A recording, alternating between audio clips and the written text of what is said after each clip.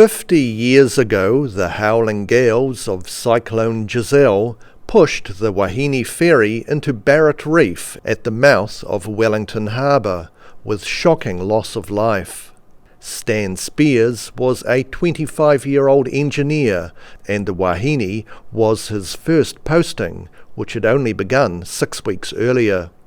He can still remember what the conditions were like as they abandoned ship.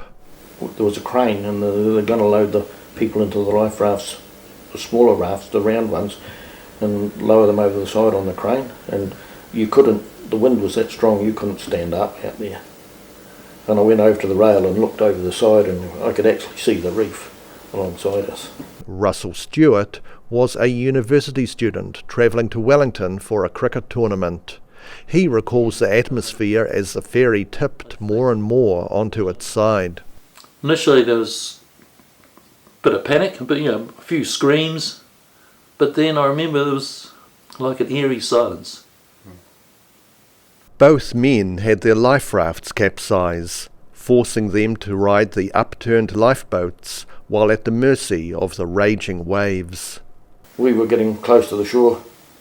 I thought, this is it, we're going up on these rocks and God knows what will happen from there, but this old little boat spotted us and they backed in and threw us a rope and dragged us out. These waves kept breaking over us. It was just like being out at the beach, breakers just pouring over us, and every time we got wiped off, Stu and I, all the rest of us, got wiped off this life raft 20 or 30 metres away, and each time we swam back, because they had these ropes which you could cling onto, and I remember getting out of the water and kneeling on the lifeboat at one stage, and then you'd look up and there's great big huge waves just breaking over us. That's probably the only time I got scared. I thought, Jesus, this is, because each time you swim back and there were less people than previously clinging to this upturned lifeboat. So I started to get nervous or scared or something. But then by some miracle, the wind dropped, and that probably, I think, saved quite a few people, because then eventually a little fishing boat came alongside and picked us up.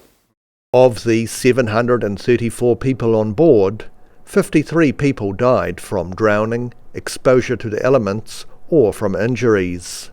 Amongst those who died was Beryl Mary Williamson of Port Chalmers, Veda Catherine Marshall of Mosgiel, and 6 others from Dunedin.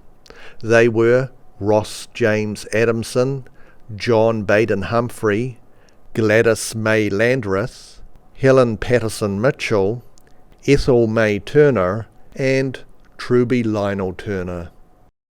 2 of today's memorial services near Wellington had to be moved indoors due to stormy conditions. Rudy Adrian, The South Today.